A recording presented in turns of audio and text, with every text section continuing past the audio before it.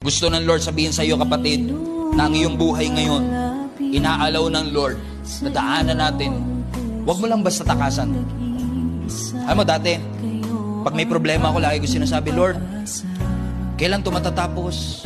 Kailan mo ako ilalabas? Maintindihan mo rin kasi kapag may trouble ka talaga, hirap na hirap ka, di ba gusto mo nilang matapos? Pero ngayon, ang tinuturo sa atin ng Panginoon, Lord, kung hindi mo tatapusin, kung hindi mo ako ilalabas, patatagin mo ako para ma-endure ko. Buksan mo yung mata ko para makita ko kung ano yung lesson na tinuturo mo sa akin. Buksan mo yung tainga ko para matutunan ko kung ano yung lesson na gusto mong iparamdam sa akin. So nagkamali man tayo, bumagsak man tayo, don't allow that mistake. Don't allow that difficulty and challenge to define who you are. In fact, allow that mistake, allow these challenges that you are facing right now to refine you, to test your faith, to strengthen your faith.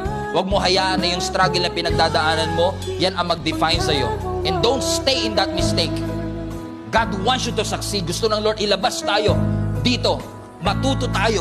At masabi natin sa Panginoon, Lord, marami pong salamat. Hindi ko pinili ang sitwasyong meron ako ngayon, pero hindi ko rin tatakbuhan kasi alam kong may lesson kang gustong ituro sa akin.